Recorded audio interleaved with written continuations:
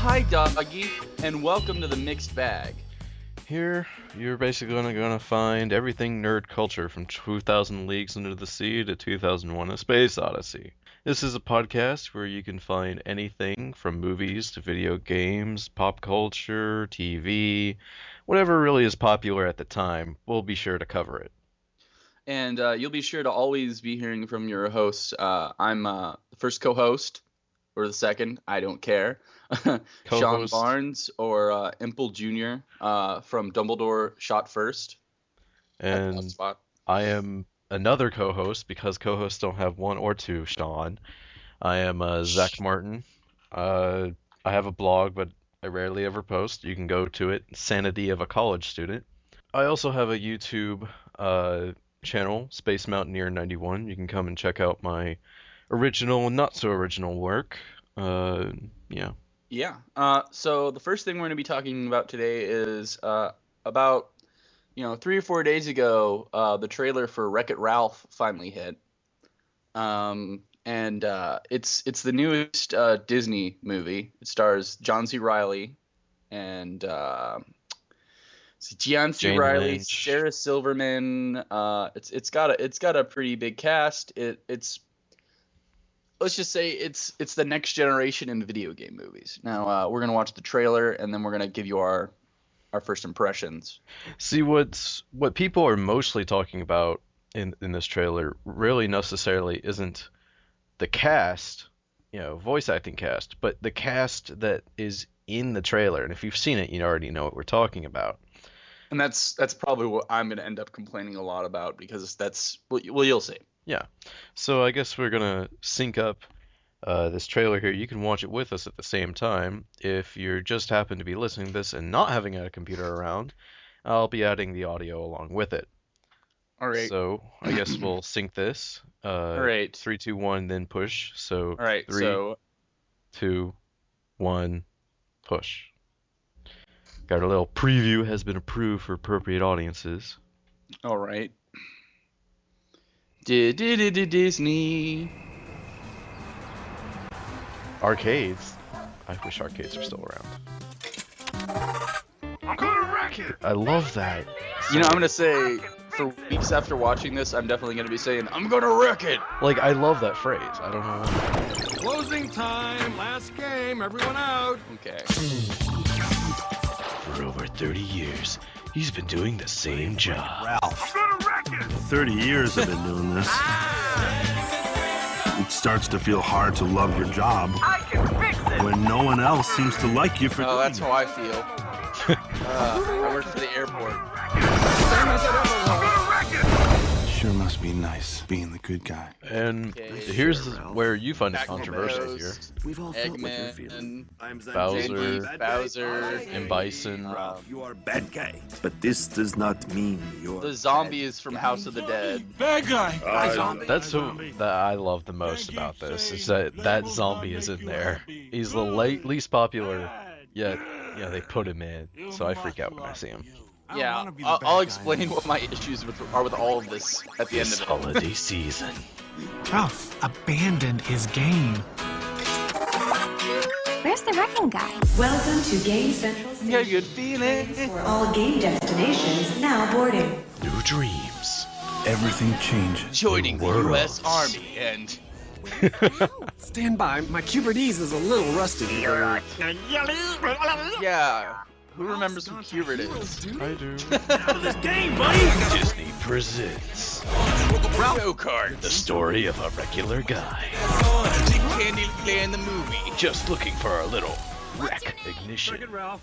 Sarah Silverman in a kids movie. Why not? Why are you so freakishly John C. annoying? Reilly, Sarah Silverman, Jack McBrayer, Jane Lynch. Alright, ladies, the kitten whispers and tickle fights stop now. When did video games become so violent? Chill out there, Mom. Listen, I try to be nice. You're mimicking You're me. mimicking me. That is rude. Never seen that joke done in a kids movie. Oh. 8-bit. Wreck-It Ralph. November. In Because 3D. in 3D, because we can't. But hey, it's Disney 3D. It is Disney 3D. And if anything you can say about Disney is Disney does do technical stuff well. Let's hope they keep up on that story, because, I mean, the internet is really freaking out about this. Mostly, I think, because of nostalgia. I think people have a pretty positive feeling about this from what I've Yes. gathered. I mean, even just like mentioning what the concept is to people, and they're like, "Oh, that sounds really good." But But it has video game in the description, so they could fuck it up pretty bad. well, that right away kind of makes it very weary for me personally. I'd been holding out for Pixar, or heck, considering how good the last couple of CG Disney movies have been, either Pixar or Disney Animation doing a Super Mario Brothers movie. No. I know it's a pipe dream, but if anyone can pull off that kind of surrealism and then just like bring in a story, I think the thing is Pixar can make a story out of anything.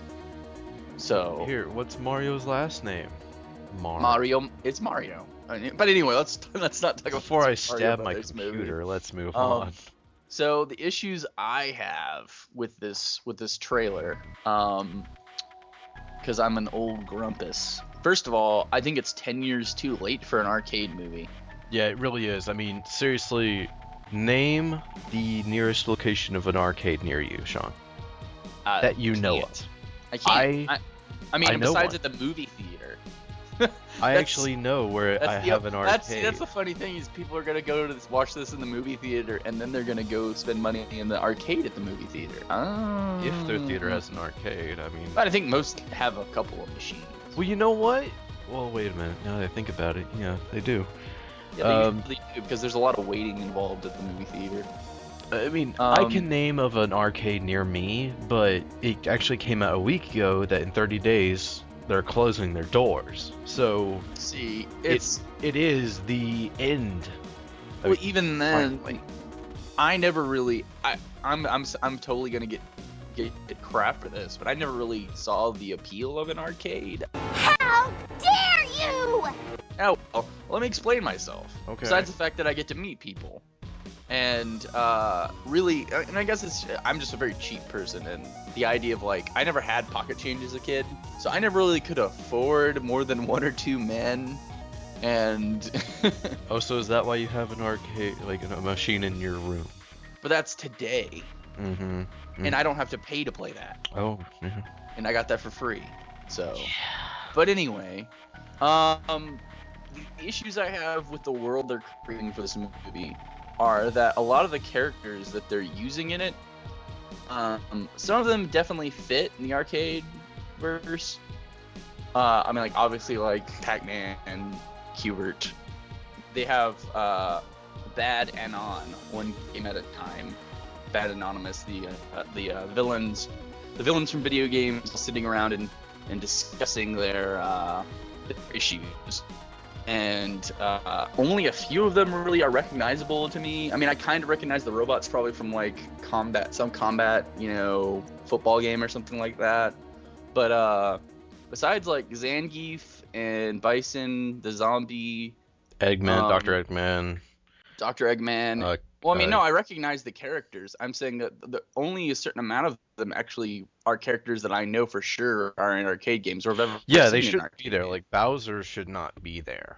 I mean, I had someone explain to me that there was a Mario arcade game, but it sounded like it had King Koopa in it, which is not exactly the same. My point, he should not be there. I understand why. I don't he's understand there. how they could have run out of characters that quickly. I mean, I understand why he's there. And if you look in that trailer, No, but I'm saying that's a problem. Is I'm worried that they're going to try and make all these like nudge, nudge, wink, wink things about video games in general. so it's going to be distracting, right? Yeah, as opposed to just focusing on like building this arcade world. And personally, I kind of don't like. This is crazy. I think it's cool that they're getting all these real video game characters in there. That it's impressive that they pulled it off. But I'd kind of prefer if they had just like done like more satire of them. Like kind of like what they're doing with the Wreck-It Ralph, who's of course Donkey Kong.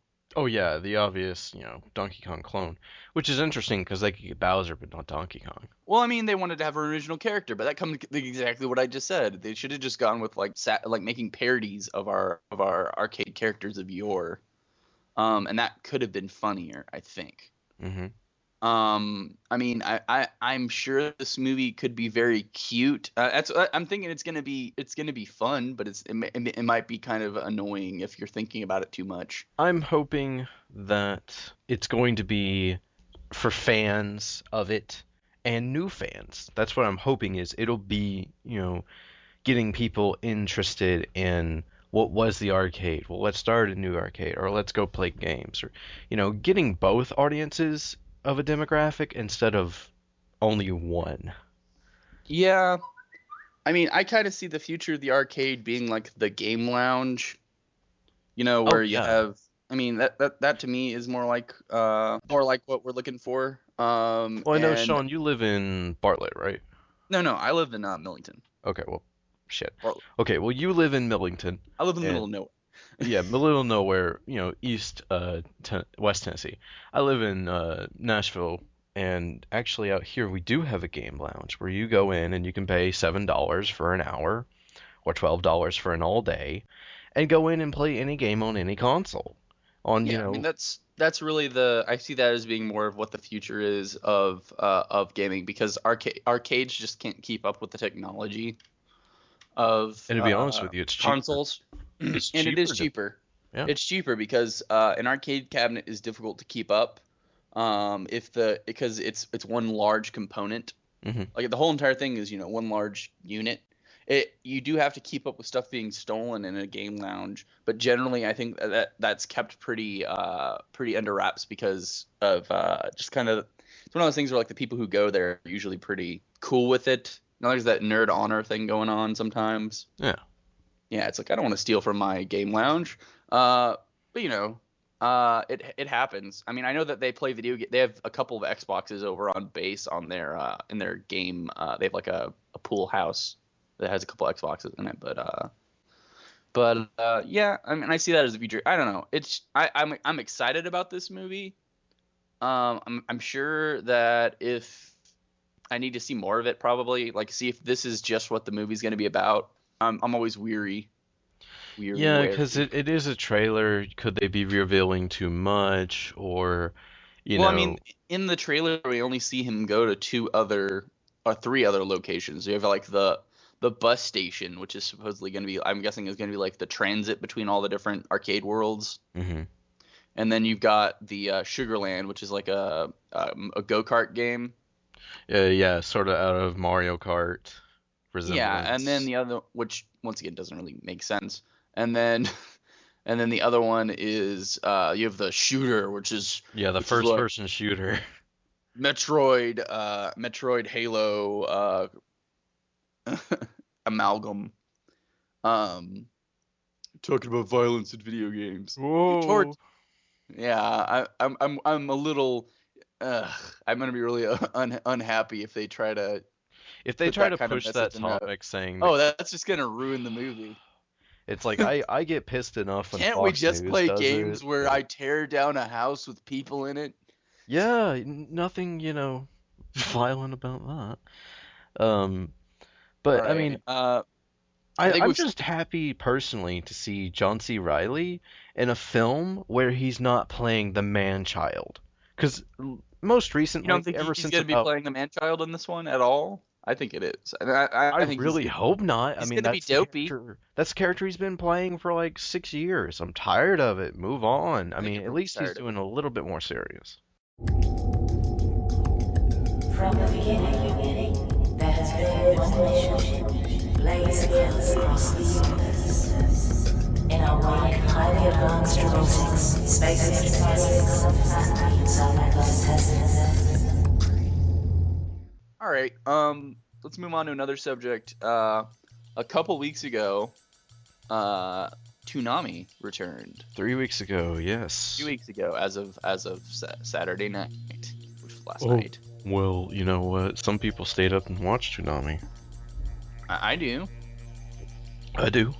I mean, I do. Kind of. Yeah. Not really. Actually, I didn't watch it last night.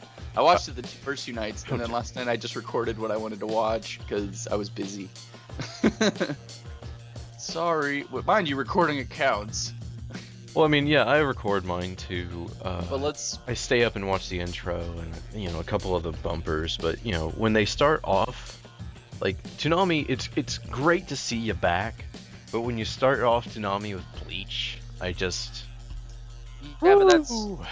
I mean, we're gonna get into. Okay, so why was Toonami? Okay, let's. Toonami being back is kind of a superficial thing. It's great that Toonami's back. Let's get why the anime being back. What's the whole story behind that? Because Toonami being back isn't really as big a deal when you really, it's a big deal to people. It attracts people to the subject, and it makes people very nostalgic. But personally, I think I don't even know how to explain it. Like, it all started with, of course, April Fools. You're tearing me apart, Lisa! Oh, hi, Adult Swim. I got the results of the test back. I definitely have April Fools.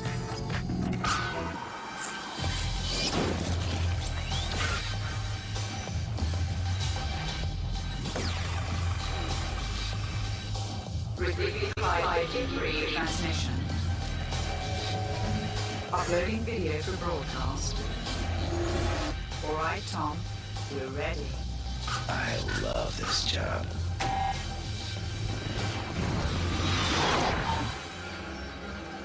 And on April Fools, they had a whole night of Toonami with new material, and people freaked out about it. And we're like, oh my gosh! Freaked out about it. I mean, I was excited about it.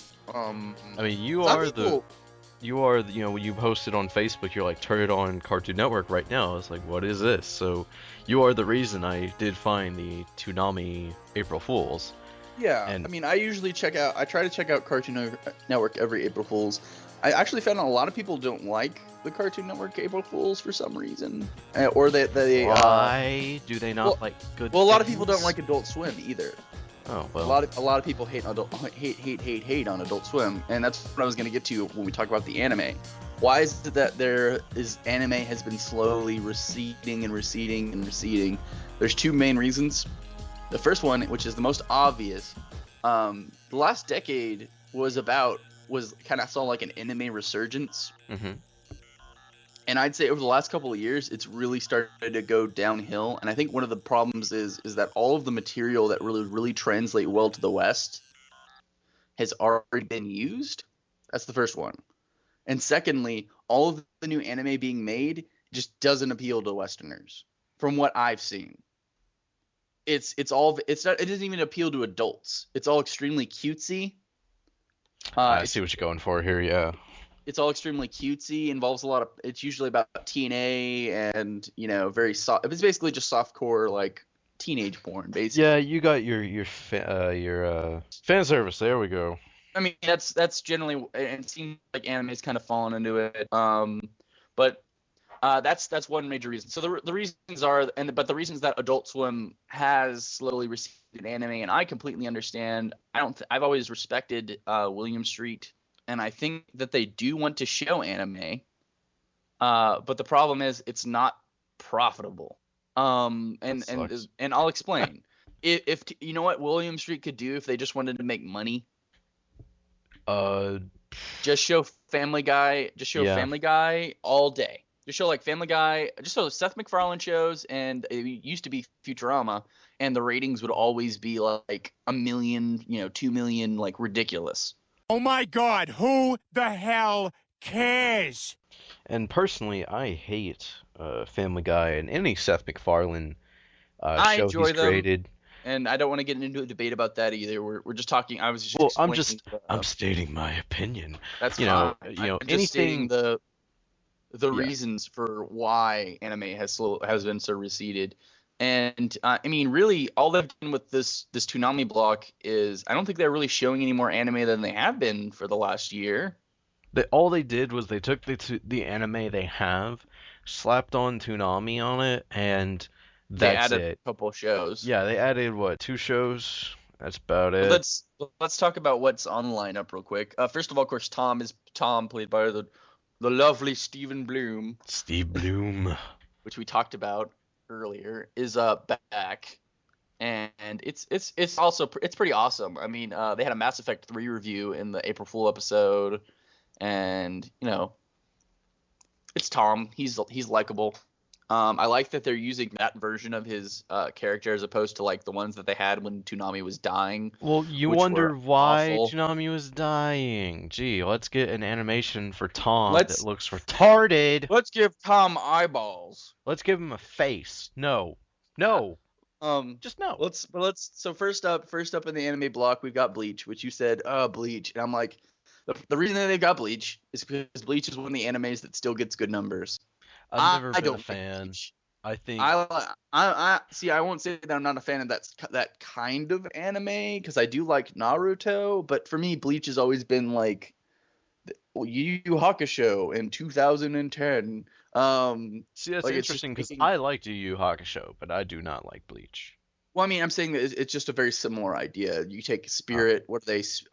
They're soul detectives. Yeah, and the one that was Spirit detectives, and this one they're Soul Reapers, which is basically the same thing. And instead of having like magical, and they have a way huger cast. I think that's the major appeal to Bleach is that everyone has it. It's one of those things where like they fill it with so many characters that there's going to be one or two characters you think look cool. Which is another thing that animes do a lot now, because that's good for merchandise. Merchandising. Yeah. And then we've got our two new animes, which are Dead Man Wonderland and Kesher and Sins. I have recently fell in love with Dead Man Wonderland. Yeah, I really like Dead Man Wonderland. I'm not sure how I feel about the dub entirely. I think it's brilliant that they got the voice they got for the main character just because it's such a kiddie voice. Yeah, he definitely does have that, 11, 12-year-old sound. And there are some I don't think I really recognize that voice. Not from a lot of things. Yeah, me neither. From some animes that I didn't really watch, like Eureka 7 or something. Yeah. I mean, but the thing I really love about Dead Man Wonderland is, that Adult Swim and Toonami are like, hey, let's go and put something TVMA, on. Mm-hmm. And what I really loved about it was that they don't dub over the language. So they just bleep it out, which to me makes it even more fun. Well, no, they do bleep over the language. I'm sure if they play it on because it cycles, doesn't it? Yeah, there's only 12 episodes. I'm pretty sure that when Dead Man, I mean, like, I'm saying that after the Dead Man Wonderland is shown the first time and it comes back on, after the re-rolls the block, after 2:30 or whatever. I'm pretty sure that they would take out all the bleeps because they do that same thing with like all the shows really. I think the only show that they actually keep the bleeps is maybe Metalocalypse, and I think that's because the guitar riffs are really funny for curse words. Then we got Kesher and Sins, which to me is just like it's gorgeous. Yeah, it's absolutely beautiful, and then I'm bored to death. Generic. It's generic. Yeah, it generic, really is. It's sad, and it reminds me of a lot of animes I would have liked when I was 13, and Yeah, that's like your vintage Toonami there. When you would watch it, right after school, that'd be your show you'd go to. Well, no, it doesn't even remind me of the vintage Toonami. It definitely reminds me of vintage Adult Swim anime. None of the new shows that are actually on this Toonami block are actually what I would call Toonami shows. Toonami for me was always Dragon Ball Z, Gundam, Tenchi Muyo. Those are the shows I think of right off the bat. Oh, yeah, absolutely. And then they're even missing out on the fact that Toonami wasn't just about anime. It was about good programming, like remember a good Justice League was on 3-hour block of just damn good shows. Yeah, Justice League was on Toonami. It was the animated series. It was stuff they wanted to show at the end of the day. Oh yeah, on a Saturday. And then we've got Full Metal Alchemist Brotherhood, and that's fine. People want to watch it again. It's only shown once, so it's not like they're beating a dead dog on that one. Yeah, I do have friends that are into that, but I've watched both series. I'm not sure which I like better. I think they both have their appeal. I think with the original Full Metal Alchemist, I cared more about it. If that makes sense. I think Brotherhood feels like it has a more cohesive story, but I think with the original Brotherhood, the original Full Metal I cared more about the characters, and it really hit me a lot harder. But that may have just been because the story was so fresh. Moving on, then we got Ghost in the Shell, which I don't mind that it's back because it's the kind of show that most people can't follow. I could never follow it. Like I can, because I'm such a brilliant blah blah blah. Well, it does take a lot of concentration to watch it, though. I've noticed that, like, unlike a lot of other anime where I can kind of be doing something else, to actually watch Ghost in the Shell, you have to kind of be fully engaged, because it's a lot of dialogue, and it's like long bits of dialogue that are explaining what's going on, and then action happens. Yeah. It's very cerebral-ish. And then we got Cowboy Bebop, which I'm sorry. I love Cowboy Bebop, and I know you want to have Steve Bloom, but it's dead. It's so tired. It's so tired. Hey, once that dead horse starts to decay, you could still beat it. They could replay Trigun. Do they have the rights to it? I mean, from what I've heard, the main reason behind this block, and a lot of Toonami fans have come out saying, well, this block is kind of meh, is because they say that their funding is so limited. Of course it's limited, and let me say something about the average anime fan, and I don't care what they think. The reason that Adult Swim and anime fans have always had such a bad relationship, it's not because of Toonami, in my personal opinion, or not because of Toonami. It's not because of Adult Swim, in my personal opinion. I think that Adult Swim has tried time and time again to appeal to the fans when it came to anime. Of course, the perfect example that everyone brings up is when they had Inuyasha on, and they kept bringing Inuyasha. They kept taking Inuyasha off because it wasn't getting good numbers, and then the anime fans would complain in droves, and so Adult Swim would go, okay, we'll put it back, and then nobody would watch. So it's almost like a security, insurance. Well, like, what it we is want is it there, but we don't really want to watch it. Anime fans are a little spoiled. You don't say. And it doesn't. And it's what it is that we live in the age of the internet where literally, if you wanted to watch Inuyasha, why are you asking them to put it on Toonami? The kind of person who's gonna complain about Inuyasha not being on Toonami can watch it online. Oh yeah, it's just like, I got really enveloped into Dead Man Wonderland, so last week I decided to go online and watch the first 5 episodes. Even though they just played the 3rd episode last night, I've seen the first 5. See, I'm probably gonna watch it on TV because there's something nostalgic. I do a lot of marathon TV watching, and occasionally I really like the experience that is having to wait a week between every episode. Do you watch Game of Thrones? Yeah. Okay, well, I hated waiting week to week for that. I actually wait, I'd usually wait more than a week, if that makes sense. I would usually, I would wait, for example, I watched the season finale on Thursday. But that's just because... You call yourself a fan. My schedule has been a little busy. Oh, yeah, just like mine. But moving on from Toonami, I think our general thing is, I think it's good that it's back, and I'm curious to see what other stuff they're gonna get. I just hope it stays. I just really hope it stays and survives. Kind of relevant, but not completely relevant. Because I was thinking, I would like to see more of those DC shows come back, which they kind of play before Adult Swim now. Yeah, which they've always done. Well, what I really want to happen, okay, I know this is a really small nitpick here. But, when it's playing Toonami, please don't have the Adult Swim logo at the bottom right-hand corner. Please put Toonami. Please. I don't know. It's a small nitpick, but I like having the Adult Swim there. It's a lot.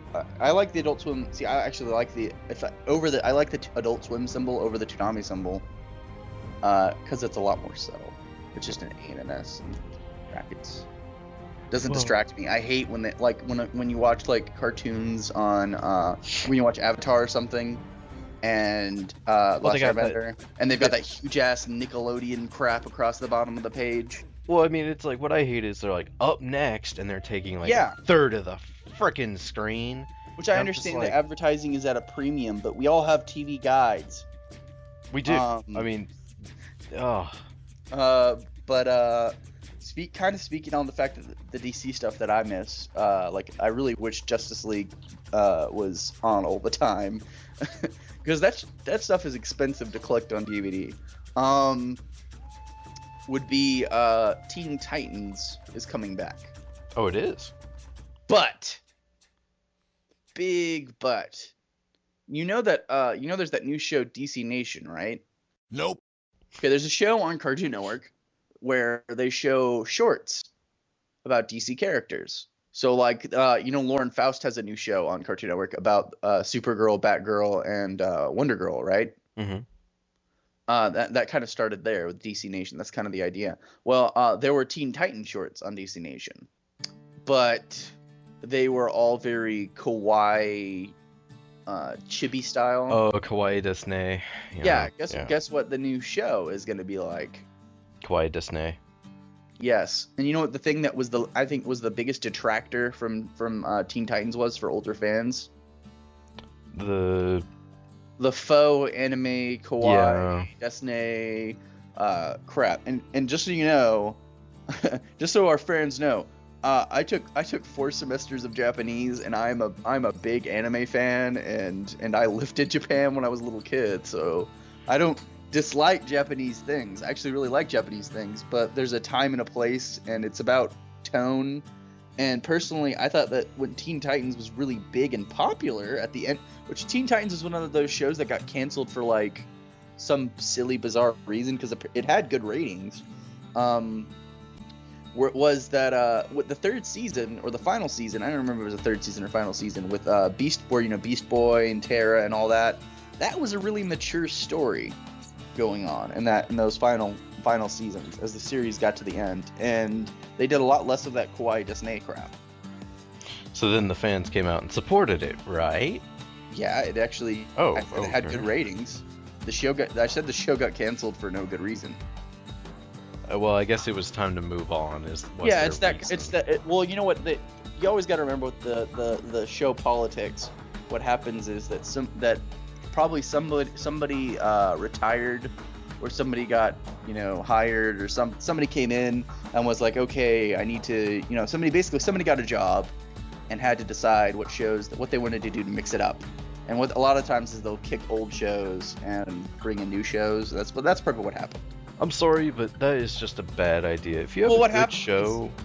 Yeah, well, what happens is we have good ratings, and this show's got good ratings, and then someone will go, I think it's got good ratings because it's in that time slot. So let's see what happens if we put another show in this time slot. That's the exact thought process that goes behind that process. I think that's a lot of what happens. Is they'll think the time slot is the reason that show does well. And they'll be like, well, I bet that time slot would do even better if it had this in it. But minor grievance.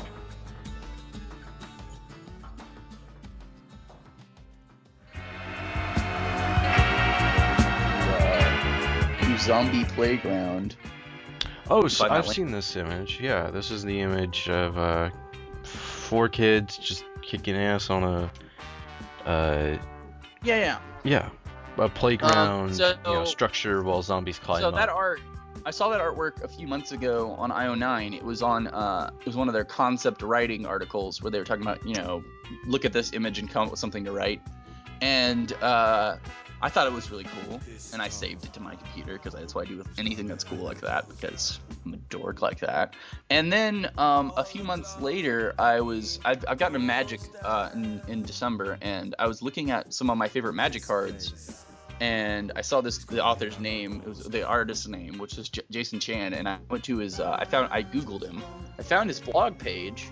I discovered that not only did he do a lot of my favorite Magic cards, he also was the guy who made the Zombie Playground art piece. Furthermore, I discovered on his blog, he announced that he was going to be making a video game with Massive Black ink, and it was going to be a third-person co-op shooter, like kind of an arcade-style game, with a bunch of kids at an elementary school trying to survive through a zombie infestation. And I really love the concept art. You see, like, there's like all these kids with like different weapons. Like, you got the kid she's got like super soakers, and the kid with the wiffle bat, and they kind of all look kind of awesome. And then the zombie kid's real creepy looking. And then so basically they've got this project that they're trying to get on through for Zombie Playground, and it's on Kickstarter. And so far they're about halfway to their first goal, which is $100,000. They got a couple weeks left. And the other day they submitted the alpha video, which an alpha video, for those of you who don't know, is just a proof of concept. It just shows that they do in fact have the talent to make what they're making. Just like it's like the skeleton of the game. Yeah, so that they can be like, hey, we're not messing around. You know, this is what we're. This is legit. Seems legit. Okay. So you wanna watch this video? Sure. Let's sync this video again. If you have a computer, you know, we'll probably include a link in the description. If not, you can just look it up on YouTube. I'm sure you have a brain, so you know what to search for. Yeah. You ready? Okay, you do the countdown this time. 3, 2, 1, push. Black Rooster! Massive black! Zombie Playground. Got our logo and... Oh, interesting. Has sort of a Telltale sort of art style, only a little bit different. I mean, it's definitely stylized. Very bloody. I like the fact that the blood effects are already in show. They got a good lighting engine here too. But you can tell it's very early on. Oh, absolutely. It's you know, you might see this on like something like an N64. That's what it kind of looks like. Yeah. I mean, maybe, you know, early PlayStation 2. But I don't think you could have that many enemies on screen in either of those games, any of those consoles.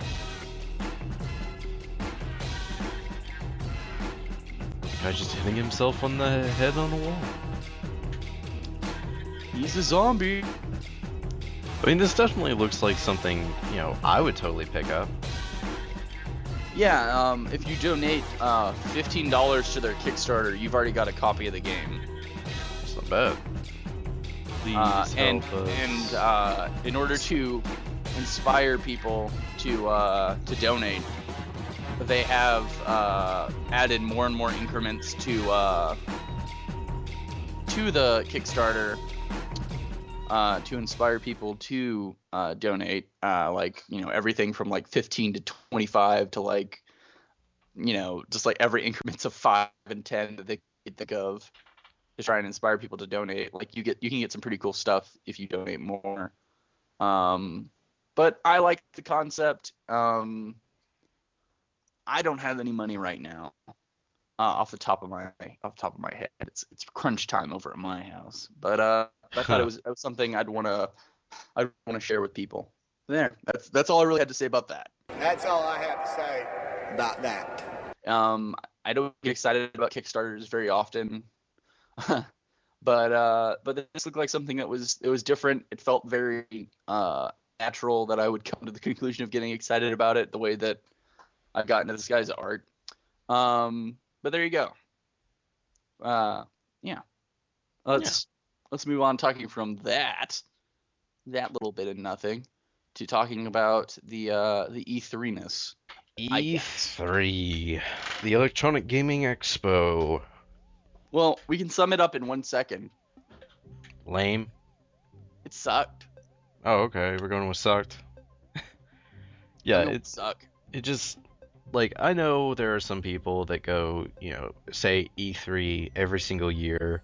They go, oh man, this year's E3 really sucked. They say that every year. No, we really mean it this year. I mean, it's E3 just... E3 used to be like I'd say like 3 or 4 years ago, it was like Christmas. Yeah, it was Christmas in July almost, only it's June.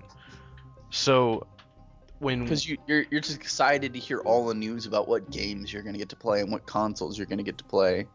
But let's start by talking about the three major players. We'll start with the people that sent out the first stuff, which was Nintendo. They did a lot of conferences this year. Actually, they split up into several conferences, and arguably, I think a lot of people agree that splitting up the conferences like that was a big mistake. Yeah, it absolutely was.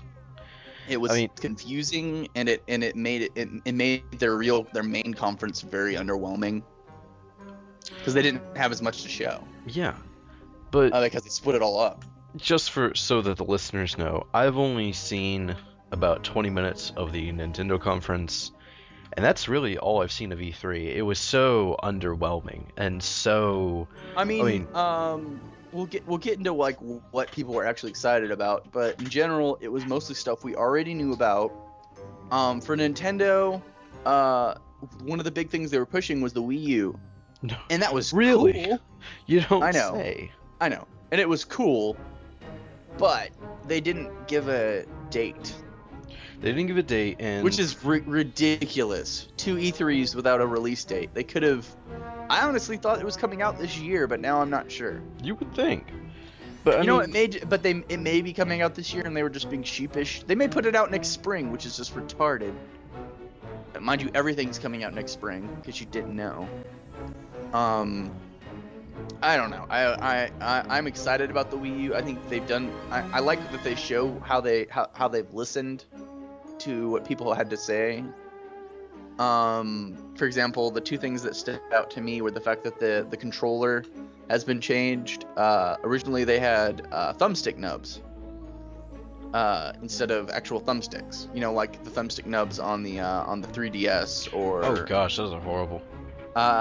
They originally had those on there, but they realized he says, you know, we realized that that was only necessary on a portable game device, which is not. It's bull.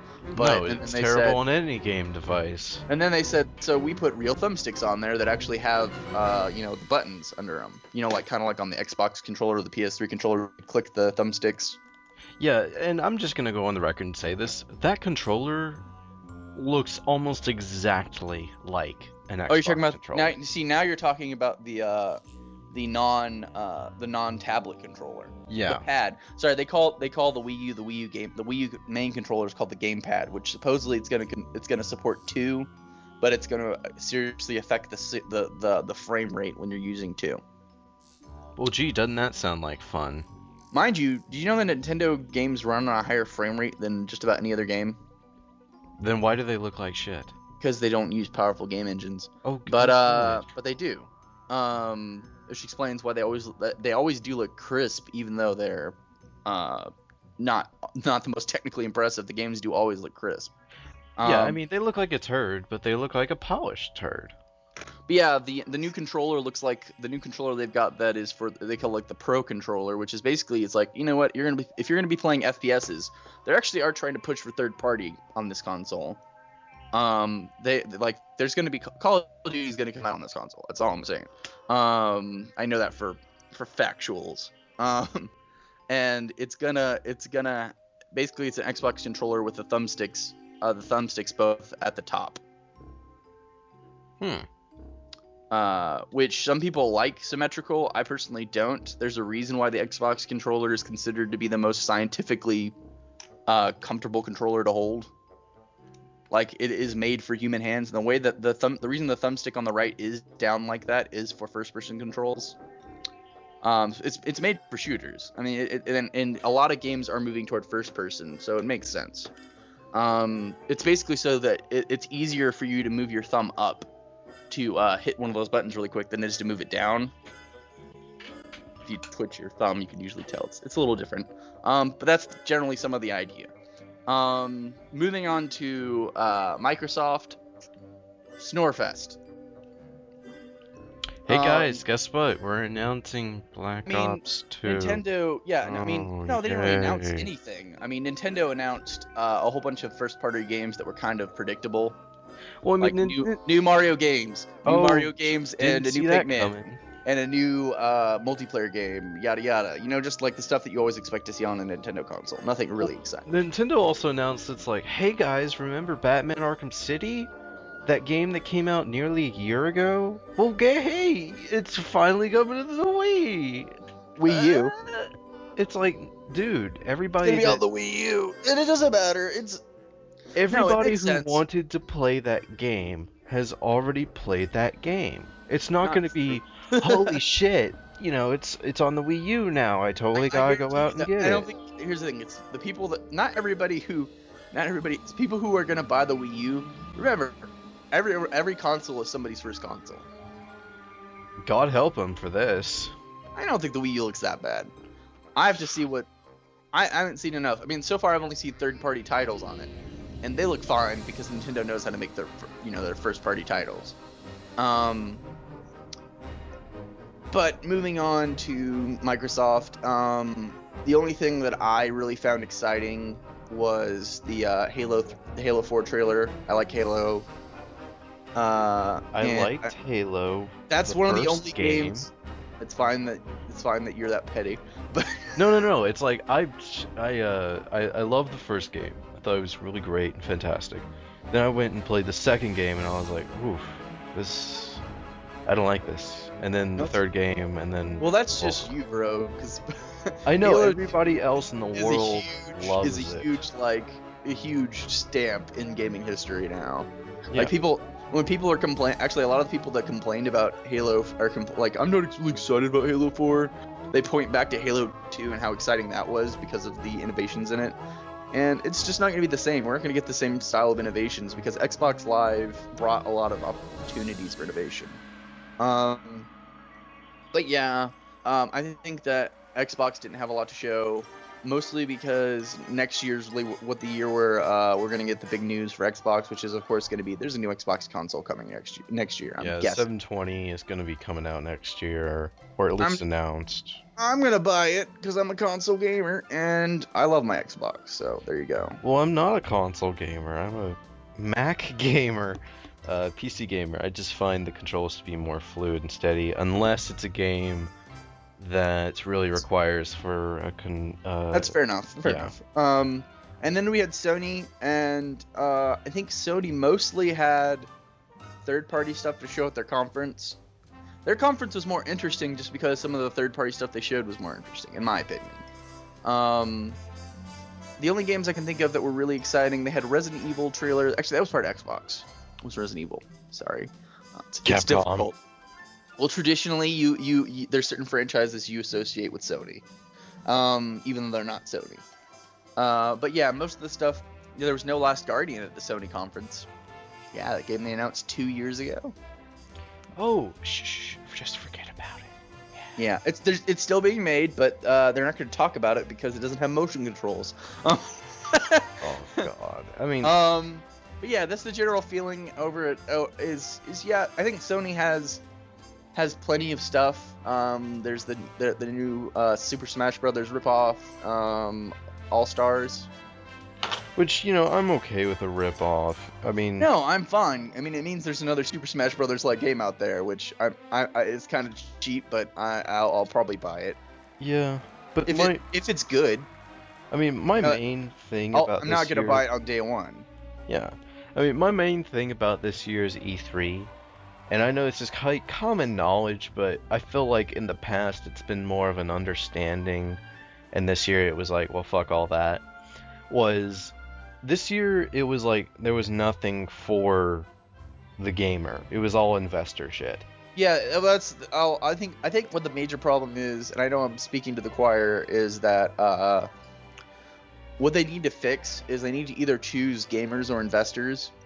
Well, they'll choose investors. Because we don't give a crap about whether I can watch Game of Thrones on my Xbox. Yeah, I don't. I really don't. I mean, I'm gonna buy the Blu-ray before I buy an Xbox. Don't get me wrong. It's a legitimately interesting thing, but that's not what I care about at E3.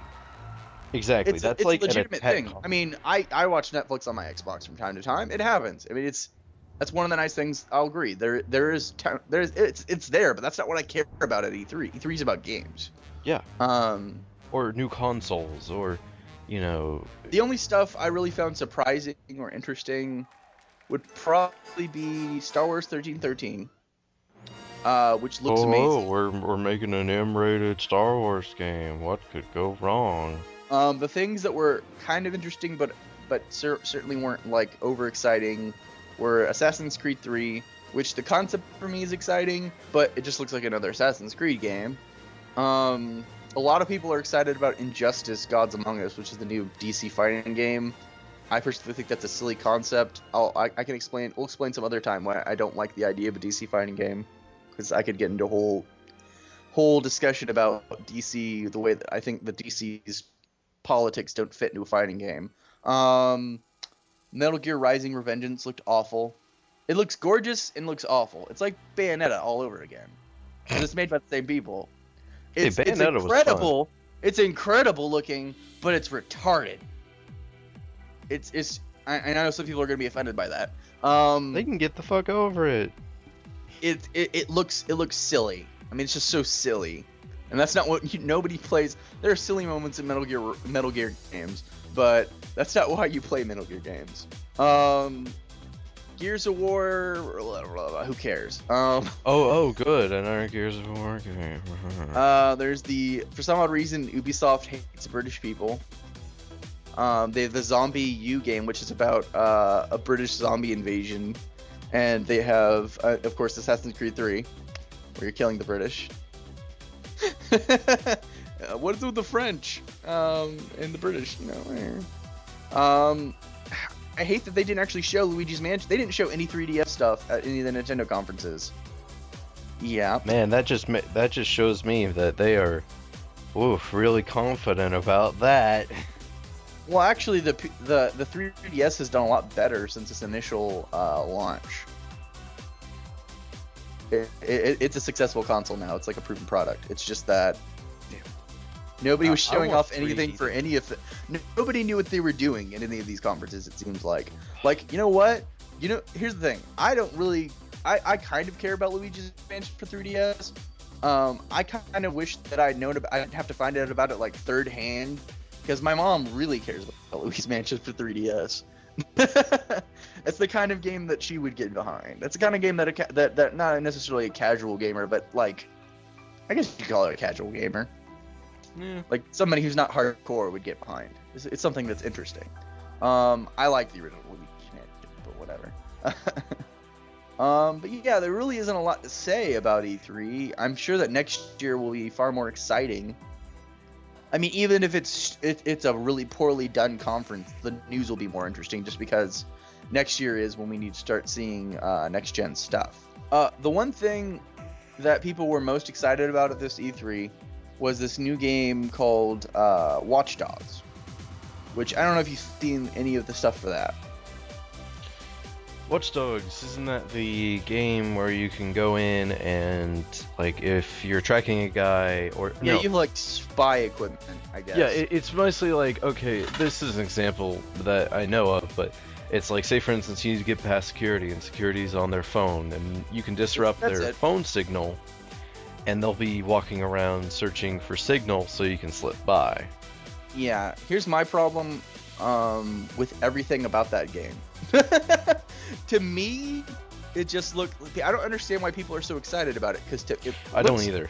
Yeah, the graphics are kind of pretty. I think that's why people are excited about it. For me, it just looks like another Assassin's Creed game. Yeah. Set in the future. I mean, it even has the little, the little things that come up when you look at people in Assassin's Creed. Mm-hmm. Little, like, those were kind of there. The way that the characters moved, the way that you tripped your guard by jamming his cell phone signal. That all sounds very Assassin's Creed to me. The other thing people got excited about was the Final Fantasy engine that was shown off. But I'm going to be honest, I don't give a crap. I don't give a crap about new game engines. I don't. It's like, that's cool and all. You got some cool graphics there. How's your story? You know they're releasing a new Final Fantasy 14? It's called it's like Final Fantasy 14.2, something like that. How hard should I facepalm? They're just re-releasing the MMO, and it's supposed to be fixed now. Like they fixed the graphics, and they've tried to fix some of the mechanics and stuff. But there was no Final Fantasy 13 Versus. There was no Kingdom Hearts 3 trailer. There was no Half-Life 3 trailer. Did There Valve was no- release anything? I mean, Nope. I am a glorified Oh, and they are working on something. Oh, good. Tell me A what movie. it is. What? Working on a movie. Not like a big. I tried to get you excited again. No, they're just doing some special effects work on a movie.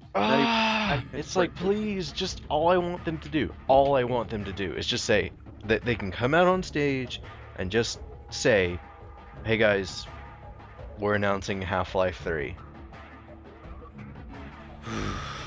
Well, I hope that, this summer blockbuster season is going to be a lot better than last year's. And speaking of summer blockbusters,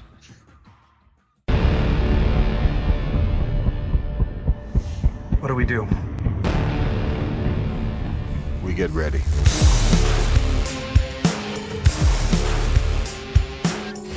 There was an idea to bring together a group of remarkable people. So when we needed them, they could fight the battles that we never could. No offense, but I don't play well with others. Big man in a suit of armor. Take that away. What are you? Genius, billionaire, playboy, philanthropist. all right, and welcome back to the mixed bag. We left off. We were talking about blockbusters, and no blockbusters had a larger impact this year than the Avengers. Joss Whedon's Avengers. The Avengers, according to IMDb, Nick Fury of S.H.I.E.L.D. brings together a team of You already know. You already know. If you don't know, you are wrong. Fix that. I kind of wish I at some point I'd like to go see it for a second time in matinee, or maybe even a third time. Call me crazy. I just want to see it in theaters one more time. See, yeah, I like the movie. The thing is, it's like everyone always says, oh yeah, I went and saw the Avengers 2 or 3 times. Even you're saying it's like, oh yeah, I want to go back. I'm that one guy that saw it once, and I don't want to see it for 5 months. While, I know somebody who actually saw it like 7 times. You know what? That person needs to stop breathing That's my no air. lie. That's Stop awful. breathing my air. No movie is that good. No, I'm not The even guy who goes and sees that like 7 times is the same guy who probably went and saw Spider-Man 3 times. I mean, I was huge. Like I think we already said this. Let's talk about the movie instead of talking about the fans. We can talk about the fans after we talk about the movie or during. Fans, yes, okay. So I'm gonna be legit. This is the closest thing I'm ever gonna get to a Justice League movie. Except they're making a Justice League movie now. Yeah, and I'm sure that's gonna be good. You can't even make the jokes. But this is really this movie project. I have to say it was like it's probably one of the more impressive things of it's probably the most impressive movie project of the decade. I don't know if that's too bold to say.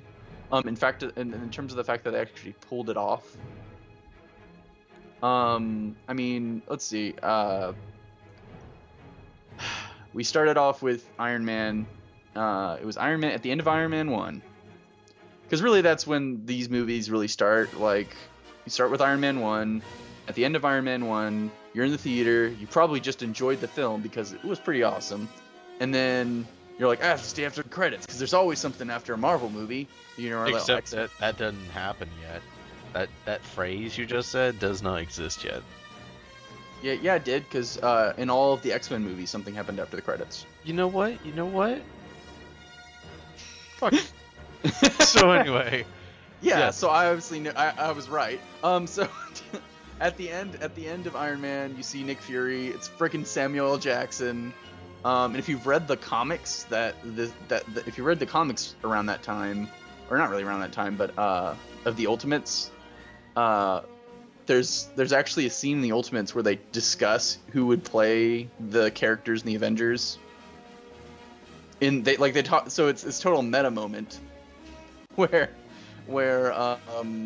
so you have like Nick Fury says, of course that'd be played by Samuel L. Jackson, and Iron Man. Well, I mean, all the characters in the Ultimates comic are based on real people in real life.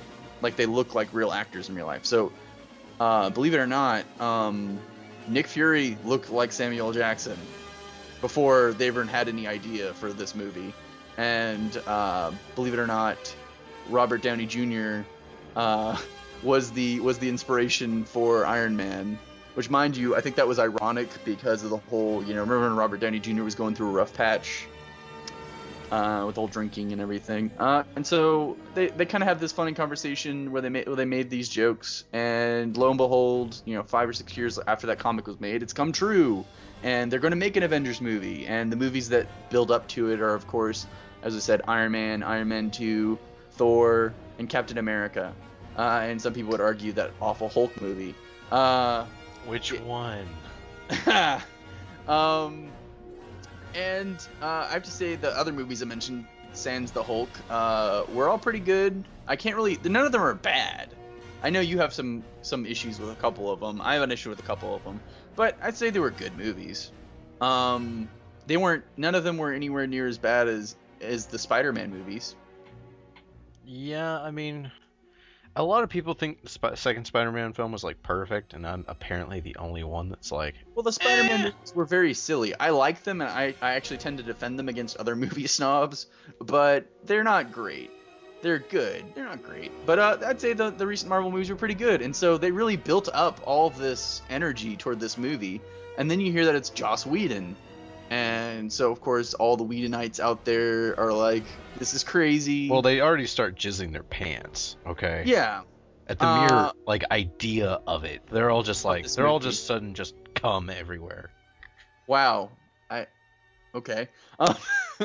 So we start seeing, teasers for it, and like in all the other Marvel movies, I think besides,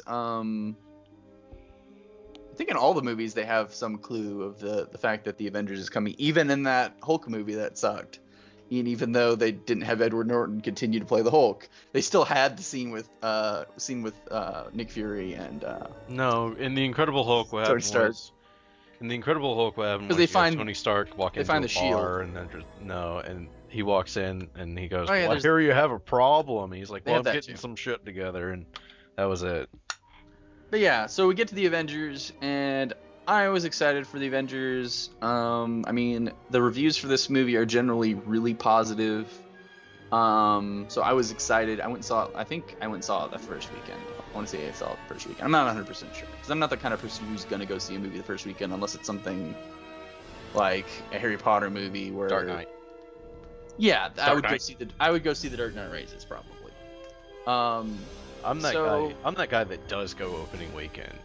So, the Avengers. The reasons was worried about the project, because I'm always worried about a movie. There's always something that I see that I'm like, this could go wrong. Was probably Loki, just because Loki to me was not a really strong villain in Thor. But they quickly erase any fear you have of him being a weak villain in that movie in the first 5 minutes. Yeah, by the way, there could be some spoilers in our discussion about the Avengers, but I think at this point, if you haven't seen this movie, fix this. What's wrong with you? Apparently you're the only one left in the earth, because this movie has grossed more money than God. It's a big deal. So let's so the things that so the writing was good for the movie, I would say. There was probably a couple plot holes. I know you had issue with the fact they don't explain everything, and I kind of see that. I was like, you know what, in a second watching, I probably would have worried about that. But for me, I was like a kid in the candy store for that movie. I think where the movie just completely you could argue that it suffers a little slowness in the middle, but I think it was all funny enough that it was all worth it. I mean, Robert Downey Jr. was on his game. Chris Evans he didn't have as much to do, but he gave an okay performance. I think Captain America 2 should be really interesting. Captain America 1 for me was just a pile of shit.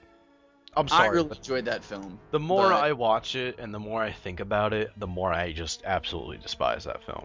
I think you kind of just have to it's one of those movies you have to accept what it is. There's no way you can make a Batman. You can't make a Dark Knight Captain America movie. It's just not gonna happen. My biggest the character's problem. a little silly. My biggest problem with Captain America was, I mean, and this is, well, I mean, he was fucking invincible. So yeah, I know. That's a valid problem. I mean, I don't. How am I supposed to care for a character when he's invincible? And they did fix that in the Avengers. You know, I know it's kind of stupid, but when you see a good, him get hit, it's like, oh no, he's been hit. I care. I was initially worried about Chris Evans playing Captain America when I initially heard about it way back before Captain America, because the only thing I could think of him being in was the Fantastic Four movies, and they were so bad. Scott Pilgrim. Yeah, he was in Scott Pilgrim. A lot of people in a lot of bad superhero movies were in Scott Pilgrim. Oh yeah. But then we got Scarlett Johansson was on like Donkey Kong in this movie. I think a lot of people were really excited about Black Widow before this movie. I wasn't. Iron Man 2 was really pretty disappointing for me. I just think it was extremely. I think the problem is they just need to make original villains, because Iron Man just doesn't have any good villains. That's the reason why the Avengers exists, is because only a few superheroes in the Marvel Universe have good villains. And so what you have to do is you have to like, okay, I really like this character, but he has no good villains. But wait, if he helps out this other hero fight the villain, it'll be great. Well, I mean, my biggest problem with Iron Man 2 was the villain was, I mean, it was over in what, 2 hits? Yep. And here's the worst. Let's not talk. Hold on. I just want to say this. Shut up. Talk about the Avengers. Shut up. So like, and we're leading to the Avengers. We have to build it up like they had to build it up. Okay, so like, mindless. So, yeah, mindless the bullshit. So like, when we first see Whiplash attack Iron Man, he does the whips. And then the second time we see him attack Iron Man, he does the same attack. I hated the shtick of that character in the movie. I hated every bit of it. The performance was garbage. Yeah. You know what's weird? I read reviews and people were like, "Oh, but the good part of the movie was the performance of what's his name, Mickey Rourke." You're talking about the fact that Mickey Rourke gave this amazing performance, and I was like, he played the same character he plays in like every movie now, which is like a guy who just like. He's just some tough guy who doesn't give a shit. I mean, that's basically what he's just like, yeah, whatever. He gave it an accent, but it was bad.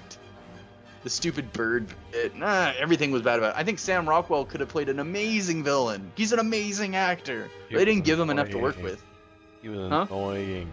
And also, can we please get rid of the, if you have newspaper clippings on your wall, you're the bad guy. Can we please get rid of that? Yes. I mean... Like I said, the movie it blew away.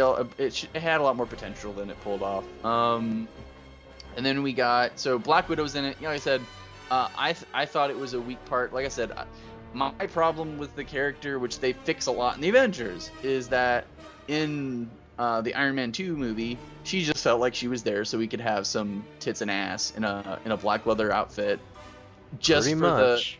which for me is never an excuse. Yeah, I'm one of those guys. I personally think in an age where we could all just go home and masturbate, that having pornography in your movie is just a waste of time, especially if it's softcore.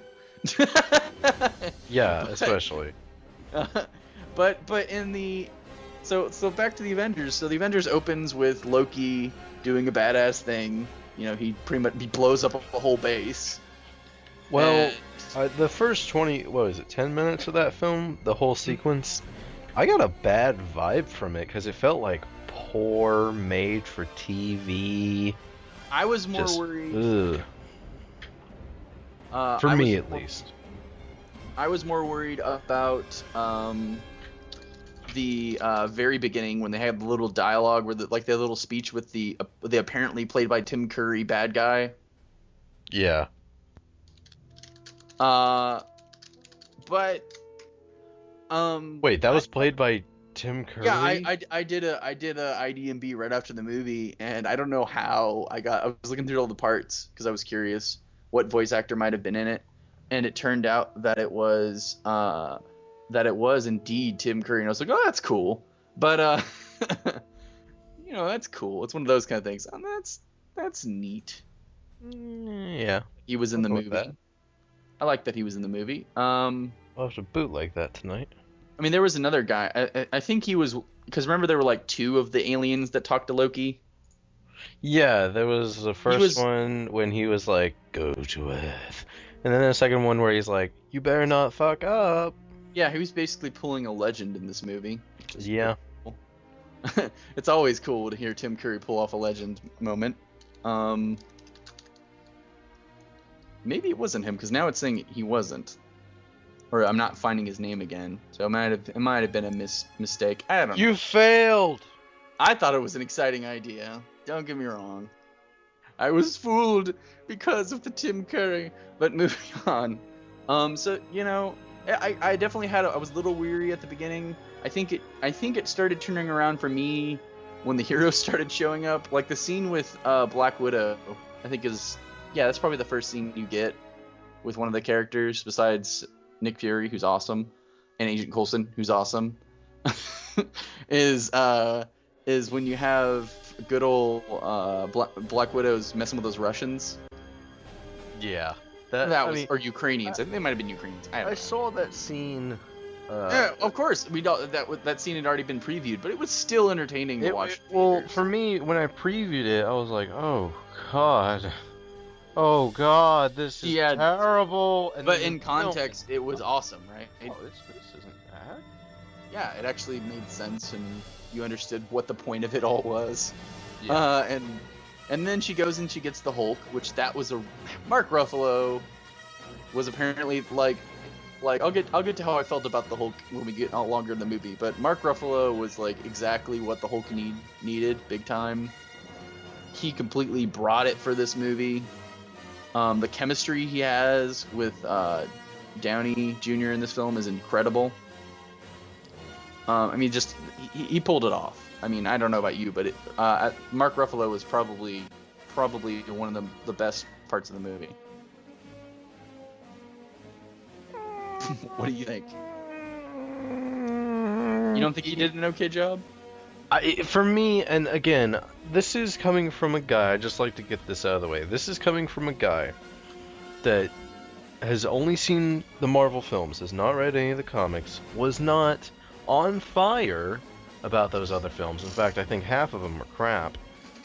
And, you know, when I went and saw the Avengers, I was just like, my expectations were next to fucking dinosaur bones, okay? My expectations were extremely low. I was just like, please don't suck. I was pretty excited, but I'd kind of girded myself for it. So I go in and watch it, and the best part of the film was the Dark Knight Rises trailer that premiered before. Oh, you poor. I am that guy. I am a Dark Knight guy over... I love Dark Knight. I'm sure that I like... This is what I'll say about Dark Knight. I don't really want to get into a whole discussion about comparing the two. No, it's like apples and oranges. I want to keep talking about what we were talking about. Yeah. But this is what I'll sum it up as. I think Dark Knight is the better movie. Yeah. But I think Avengers is funner. Yeah, more fun. I'm not going to deny that. Absolutely not. Avengers is going to be more fun, whereas Dark Knight is going to be most likely the better film. I use that word film instead of a movie. Yeah. Moving back to where we were talking about. Okay, so we have the Hulk. No. I'm not done talking. I'm sorry. God. So, really, the only performance that I found in the film to be really good was Tony Stark, Robert Downey Jr. But that's Tim. Yeah, I mean that may just be me biased because I love the first Iron Man. Yeah. I feel like that's the best one out of the. I felt that once again. I felt like a lot of the characters that I felt were lackluster in the other Marvel movies were really brought up by Joss Whedon's writing. Oh yeah, the writing is absolutely fantastic. But his help basically. Like they brought out like Loki was definitely a lot. Like not only was Loki a lot more of a threat, I thought his character had a lot more nuance. I mean, his character, like there's like this mix of this pompousness that they managed to get of Loki. Mm-hmm. Like Loki in the comics has always been like Loki was in this movie, which is he's so full of himself that he would make these kind of mistakes. But again, you've read the comics, right? Yeah. Okay, well, I haven't. I know basically nothing about this character other than he was a bad guy in Thor. So him making these mistakes were like, that's retarded. Well, no, I think in the movie it made sense because you got the idea that he was somebody who he was really upset about Over what? Spilled milk? No, let me explain. He was upset that he was upset to discover that he was not his father's son. Oh, hold on. That was revealed in the previous film. Yeah, I know. I was getting into it. Okay. And then he was upset because he felt like he had been abandoned or lost. Previous film. Are you telling me this character can't move on? It is relevant in this film. But anyway, I felt like the character was decent. Let's not dwell on that for long. So we finally get the cast together on the floating battleship. Which, okay, I'm just gonna jump ahead just a little bit here to notice a plot hole. Go ahead. Okay, so they get on the floating battleship bullshit thing, and they start to take off, and then Black Widow goes, "Oh, come inside," and they're like, "Why?" And she goes, "Well, you're going to need a air mask, because we're going to be up so high." Later, when they're under attack, all of a sudden, no one needs an air mask. I think that's a valid point. I hear what you're saying. That was like, but why did you bring it up? But I was gonna say, not gonna, do anything about it. I think that was more of a joke, or you could even argue that. No, because people were putting on air masks. Or it might have to do with the uplift. That would make sense because it's rising. It would affect the way that oxygen. I don't know. I don't know all about the physics of that. I don't either. But so then why are you bringing it up? Well, I don't know the physics of it, but if you're not going to follow your own rules, then why bring up your own rules? I think you're right. There's a valid point there. I mean, you could argue that it's an action movie. They're going to be plot holes. I kind of mentioned this earlier. They're always going to be plot holes. Yeah, but that's dumb plot hole. That's just like. But here's the thing. To you, this sounds like a huge plot hole, but to anybody else, including myself, I can't enjoy a movie without picking at it. It's a very minor thing. Yeah, but for me, because you're being extremely petty. I am a super cynical person, analyst. But when I'm in the film here and when that happens, now it's on my mind for like 30 minutes. But it didn't bother me. I didn't notice that. I didn't really notice that. What bothered me? I'm sorry. Let's keep talking about the movie. Well, Okay. I mean, that's pretty much what I was going to go to when it actually lifts off. That was pretty funny. The reaction that the two characters had. Oh, and by the way, did you see any special effects in this film that blew you away? Yeah. Because all the special effects in the film, like for me, was just like, okay, that's CGI. I mean, yeah, of course. Here's the thing. I come from the school of everything looks fake. See, for me, I can't. There's not a. Here's the thing, man. Let's not even get into this discussion because I'll trump you with it. Okay. I've never seen CG that looked real. Ever. I give you Avatar. Nope. Really? No, I still like the movie because it's gorgeous, but I never really thought it was real. Well, I guess you guys see that shit in IMAX then, because that's how I saw it. I'm sorry. I actually saw Avatar. Here's the thing. I saw Avengers in 3D. Mm. It was decent. Oh, I'm sorry. You had to see that in 3D. It was decent in 3D. I didn't want to see it in 3D. I literally had to go see it in 3D because that's just how the showings worked out. I either had the choice of waiting a couple hours to see it not in 3D or going to see it in 3D, and I was like, we go see it. That sucks. I mean, it was good. I was surprised. I was surprised by how good it was. It wasn't distracting. Let's just say that. For me, if they film it in 2D, I see it in 2D. If they film it in 3D, I would generally prefer to see it in 2D, but in 3D, the 3D print was okay. The 3D effects are okay. But yeah, the special effects, I'm not really worried about it. I think I like what a lot of other reviewers have been saying lately. I'm gonna agree with them, which is we're at a point in movie history where people don't care about special effects in terms of CGI. We expect our CGI to look like, Avengers, Avatar. Like CGI should be AAA. It should be quadruple A. Yeah, you get what I'm saying. It's a given. Yeah. it's a given. So I don't really think there's a point in criticizing it unless it just looks terrible. And the Avengers did not. There's no point in the Avengers that the CGI looked terrible. Absolutely not. It there was never. And there were a few parts that were impressive. There was never a moment for me in the film where I lost myself in it, like that I didn't question it. I was always going, okay, that's fake. See, that's fake. I was totally enamored in this movie. I'll get to the point where like I just completely lost my mind with this movie. So the middle part of the movie is about so we have the fight with Iron Man and Thor, which was decent only until yeah, it's decent, and then all of a sudden Loki's just watching instead of running away, which is because remember his whole plan was he wanted to get captured. Okay, Mr. Joker.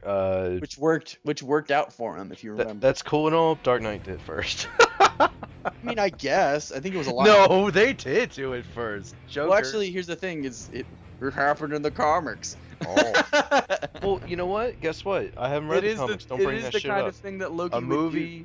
A movie should not have. Well, how do you make him?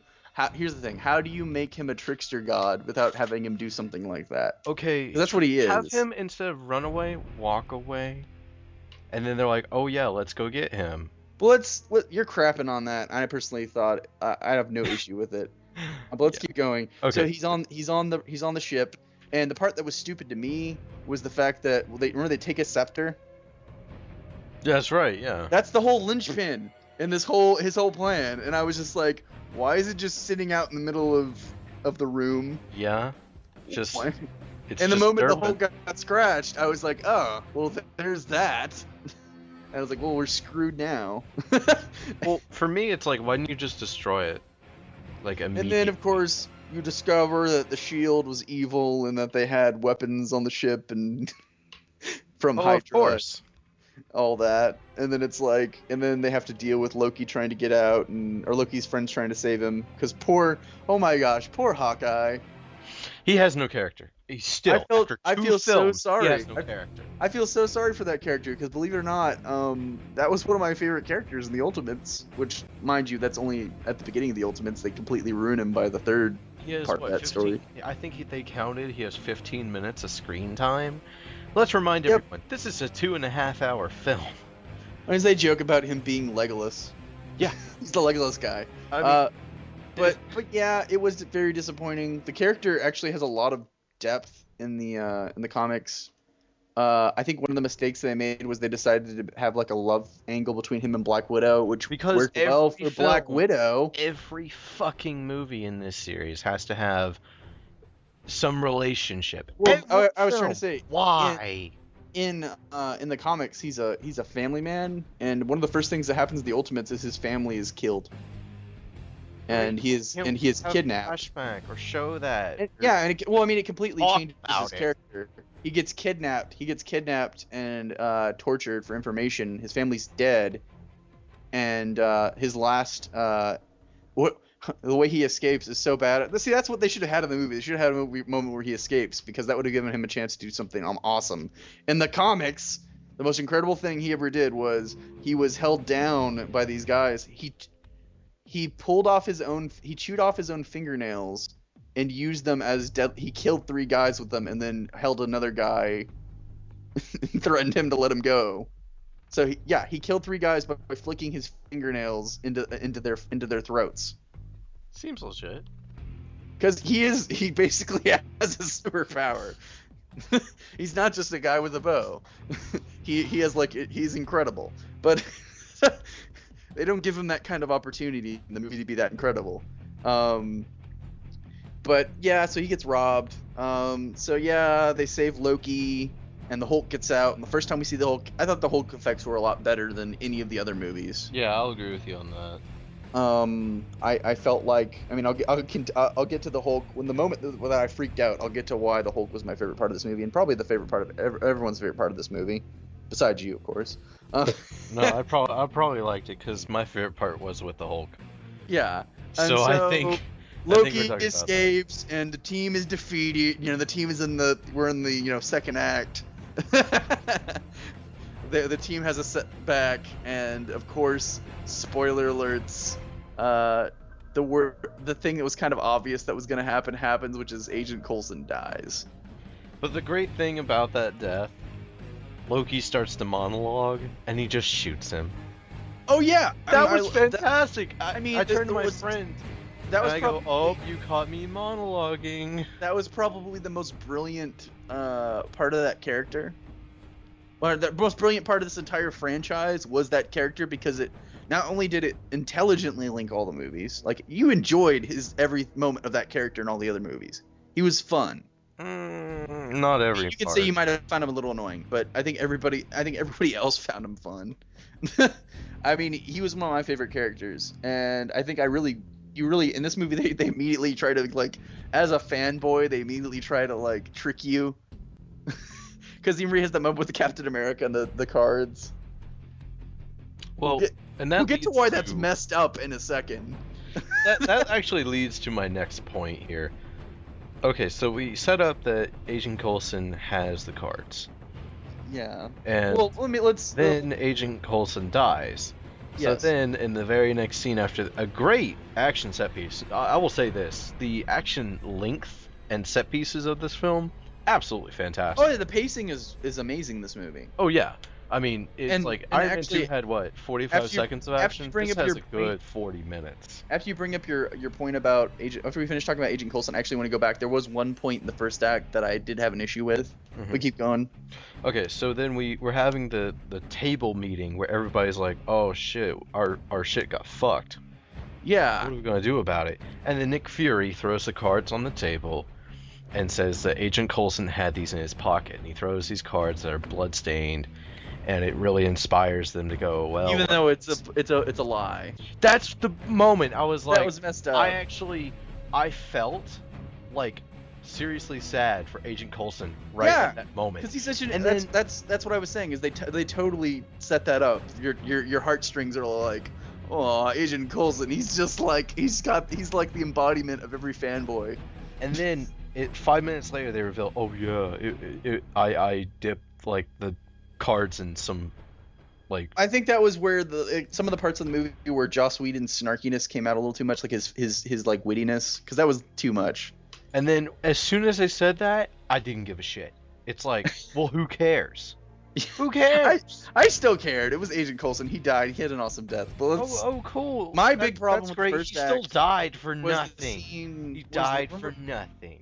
You remember the scene where okay, so this scene irked me, and I have to imagine it might have irked some Germans, where they're in Germany and Loki just kind of like comes in and starts kicking ass.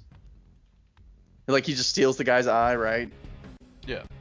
And nobody does anything. Like a couple of guards try to grab him and he just like blasts them away, right? But nobody else tries to do anything. And I was just like, that's not what would happen in a room full of people, at least in my experience. And then when he goes outside and he surrounds them all, he like, bow before me, and they all bow. And I was like, what? No. And automatically? Just bum rush him. Everybody just run one way, and you'd bum rush him. But anyway, I just couldn't believe they all just bowed down. And then like the one old guy, he's like, I've stood before tyrants before. And I'm just like, oh no. That was probably the part of the movie that simultaneously I felt manipulated, because it did kind of work, but I saw through the bull there. It was a little too much. Moving back to what we were talking about. See, that was my big problem with the first act. That was the scene that irked me. If anything irked me in that movie, that probably irked me. Like brought me out of the moment. But back to, so yeah, we have our Act 2, and so now they're all, because Agent Coulson died, they all decide, you know what, now we're going to work together.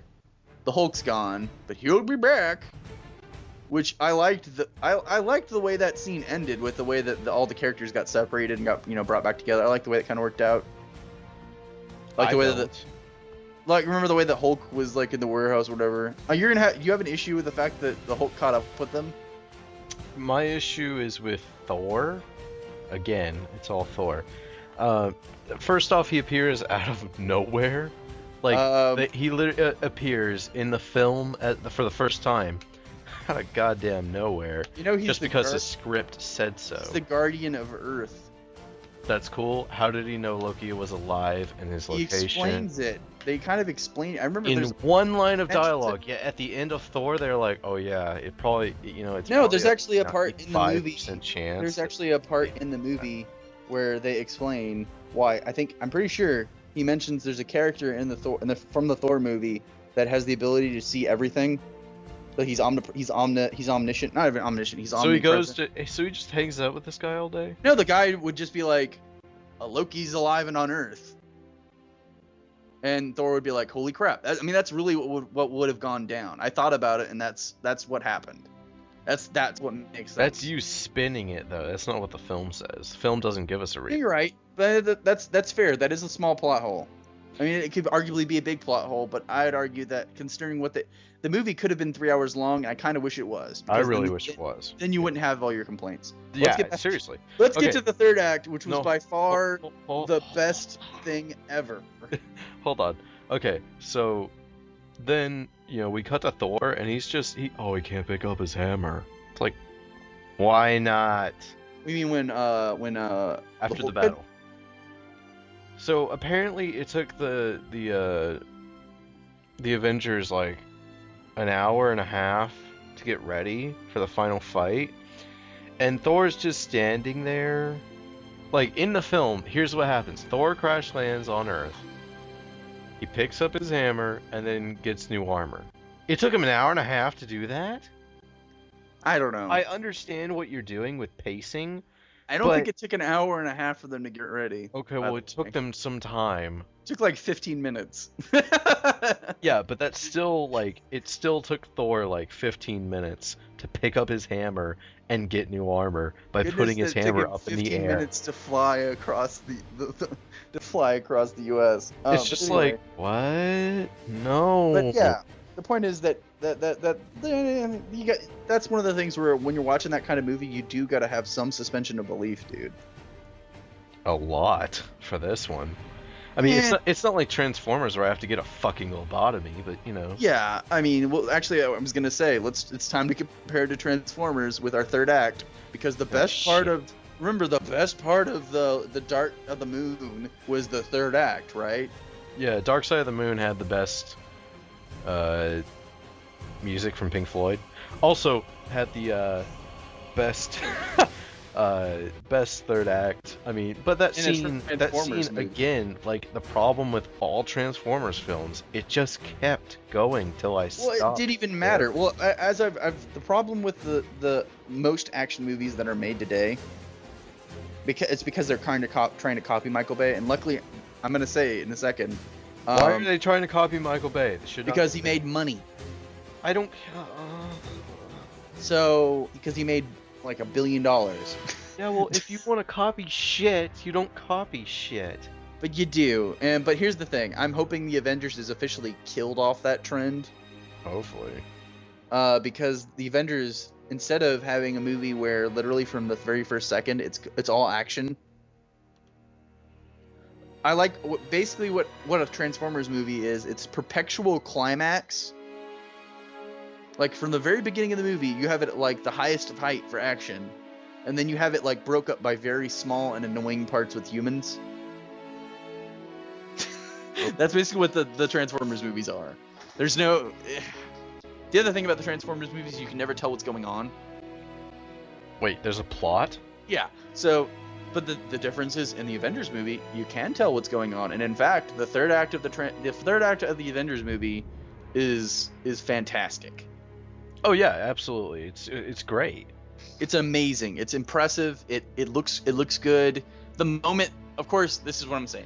The moment of that film that just like made me, I literally stood up and like, I didn't stand up, but I whooped and clapped, was when the Hulk punches the dragon. The dragon carrier. Yeah, from that Transformers. Moment, yeah, it did kind of look like the thing from Transformers, except I could tell what it was, and it wasn't supposed to be a goddamn robot from fucking sound screen. Anyway. But I could tell what it was, and the Hulk punches it, and it's completely awesome, and I'm clapping, and from that moment on, I was just in it. I think everyone was in. I think for that was the moment, and then the whole fight is just done well. We get to see all the characters doing awesome stuff.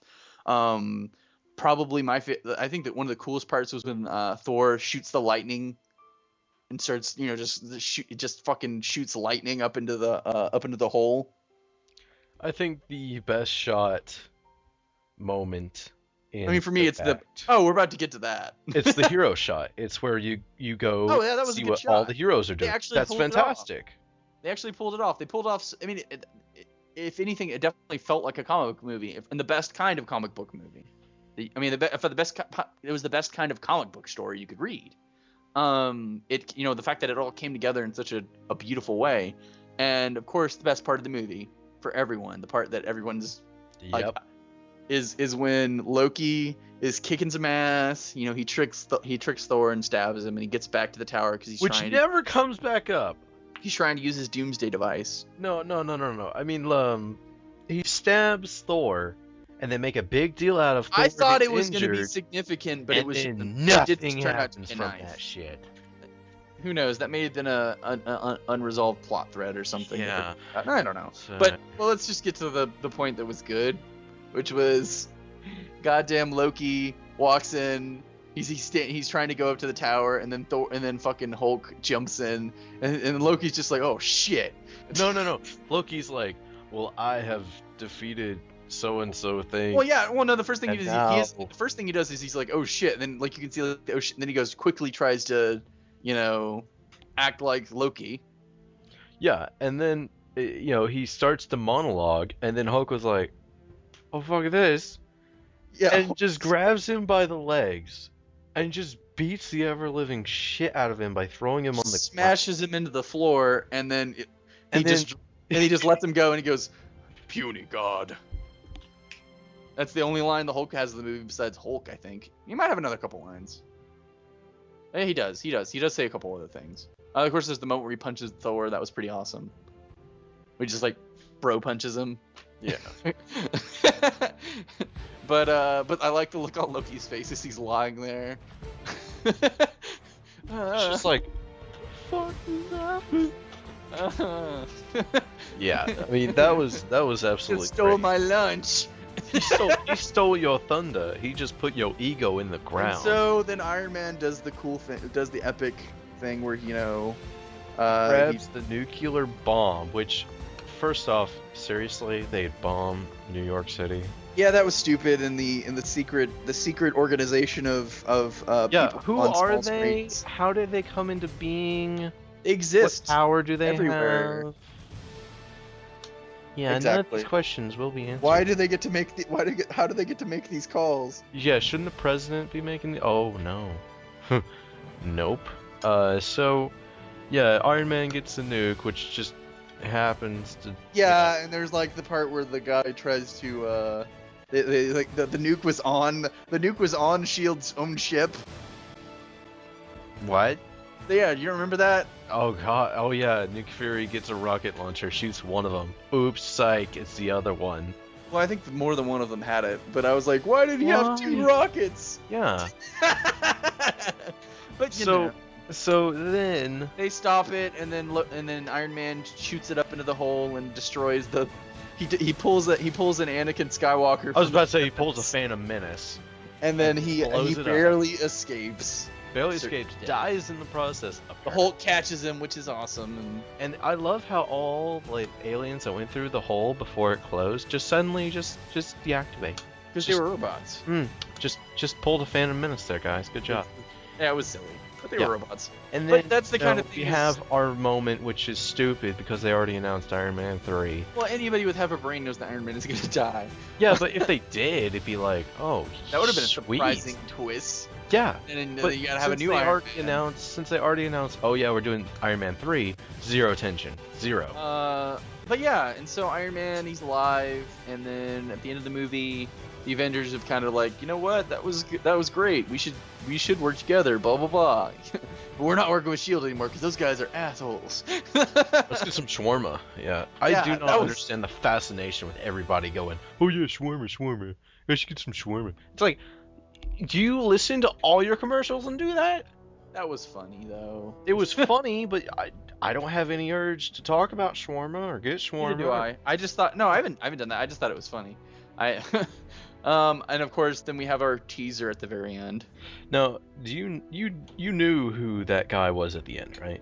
Thanos. Okay. I don't know it. Again, I don't read any of the comics. Well, so when they unveil that guy, you thought it was Red Skull? You know, like, no. Do you know what my first thought was? What? Isn't that the bad guy from the Power Rangers? No. That was my first thought. I was like, holy crap. Because the guy from the Power Rangers, Zed, had was like a red H.R. Geiger. No, it was the Ooze guy from Oh, yeah, that guy. I thought it was that guy. I was like, yeah, but he had like a little goatee. Well, you know what? Maybe he lost the guy in the Thanos has like a huge freaking chin that's like his chin has knuckles. And the first, actually, Thanos was in the first comic I ever read, which was a what if story involving the Silver Surfer, where Pop-Up Man, which is basically like, imagine if Robin Williams had the power to be the genie all the time. No, that's Pop-Up Man. And he gets the Infinity Gauntlet, which is like this god power gauntlet. So okay. Robin Williams with the power of God. Mother of God. It was actually pretty funny. Just because of how stupid it was, how insane it was. That's what if comics. But yeah, Thanos was, because in like, I know Thanos is a badass because I know in that comic, from what he killed Wolverine and one time, and and he beat the crap out of Captain America, so he's a badass. So we'll see. It should be interesting. Well, he's basically just like an intergalactic badass. Okay.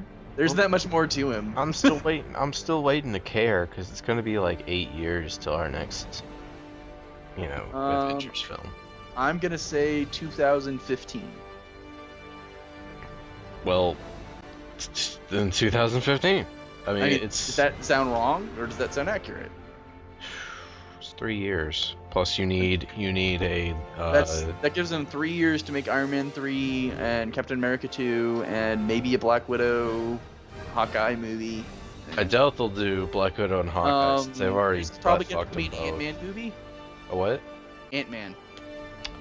Yeah, no, I doubt it. They've rumored of what it was. Well, I know Pixar was originally gonna do it. What was the one they just announced? Rumored, Black Panther. Ugh. Here's the thing. See, when you say "ugh" to a character like Black Panther, you instantly sound offensive. Oh yeah, I mean it totally. But his character is so ridiculous. Well.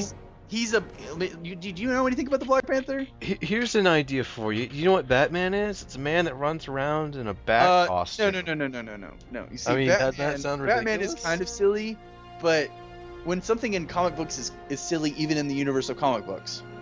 Oh. Black Panther is the prince of a advanced African civilization. And I've lost interest. That no one has ever heard of, because it's lost that interest. I'm not even done. That where it's basically like there's all these tribes, and there's like the Panther tribe and the Gorilla tribe, and they're all represented by a different animal, and they kind of like represent, like they kind of look like them, or like they have attributes attributed to them. And the whole story, at least from what I've seen, one of the stories was like basically the guy who's the king of the Gorilla tribe kills the Black Panther's dad. Oh snap! So apparently the Black Panther has to run, and Black Panther is one of those characters that just doesn't. He needs a real reboot. Does that make sense? Is he racist? No, I mean not really racist. I mean it's racist in the fact that like you could argue. I think somebody could argue that the Black Panther's a racist character, but I think generally he's liked. I think Power Man could be better. Which Luke Cage, Power Man. You know who Luke Cage is? Luke Cage is the character that Nick Cage named himself after. Which is the other Marvel movie that they've talked about. Basically, they want to make a Marvel movie starring a black hero. which I don't have any problems with. I don't have any problems with it either. Just don't mess it up. They just have to make a good movie. I mean, that's it's just Yeah. There's certain characters I don't think translate well enough into a full film. I think Ant-Man and Wasp could. It all depends on the angle you take it, because there's the Ant-Man and Wasp that could be cute, like a cute little story. But in general, I think Hank Pym, which is Ant-Man, but by the way, he has like a million names. He's also called Giant Man, the Wasp, after his wife who dies. But anyway, basically it's about, like, in the Ultimates, Ant-Man and the Wasp are basically a couple in an abusive relationship because Ant-Man has bipolar disorder. He tries to kill her with ants.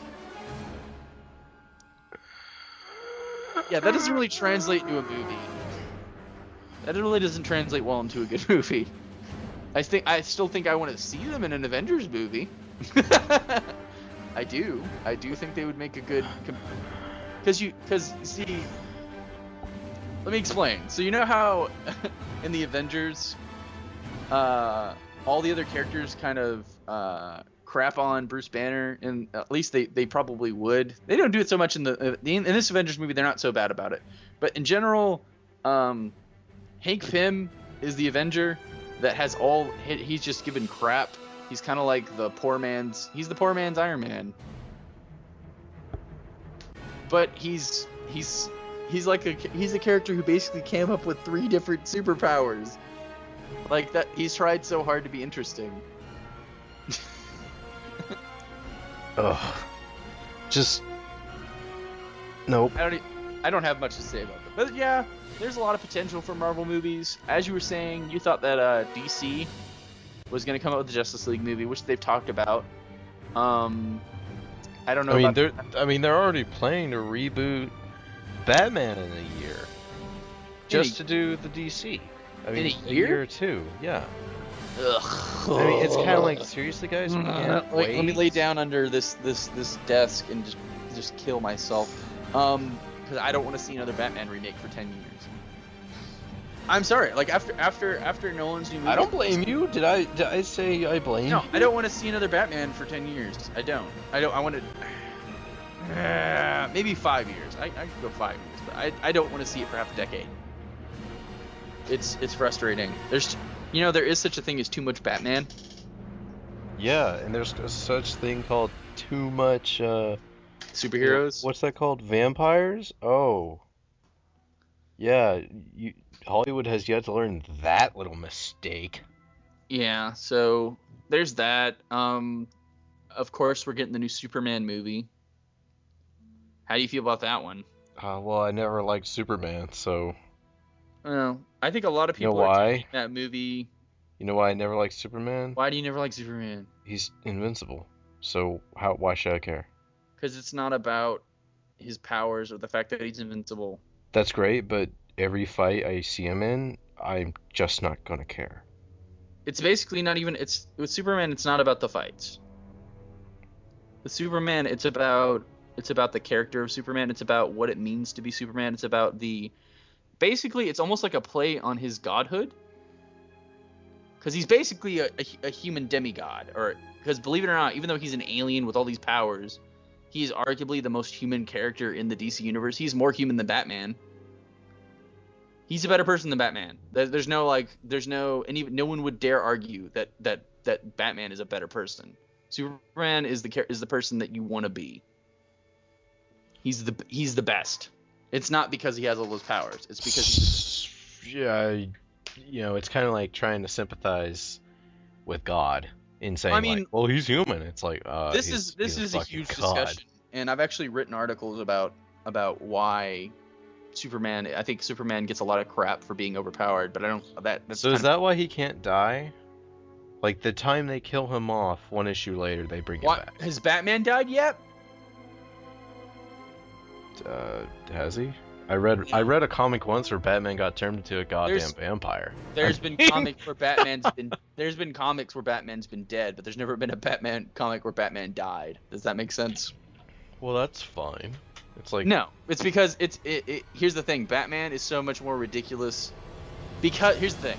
This is why people who are really into comics, like myself, there's a certain point where you kind of get sick of Batman because everybody thinks Batman is so cool, which he is. Batman is way cooler than Superman. No argument. So which has had the better video games? Obviously Batman. That doesn't mean you can't make a good Superman game. So that's one Batman, Superman zip. Okay, in All-Star Batman, Batman kidnaps children and is he's a crazy man who says the words cool, says, "Are you retarded or something? I'm the goddamn Batman." I was about to say, I'm the goddamn Batman. His feelings are hurt when Robin doesn't think he's cool. And he tries to he doesn't want to feed Robin, he wants Robin to eat rats. Those are just some of the highlights from All-Star Batman. Well, hey, those in All-Star Superman, Superman dies, and Superman's dying. That's the whole plot of All-Star Batman. All-Star Superman. Superman is dying. And so what does he do? He saves the Earth like 5 times and cures cancer.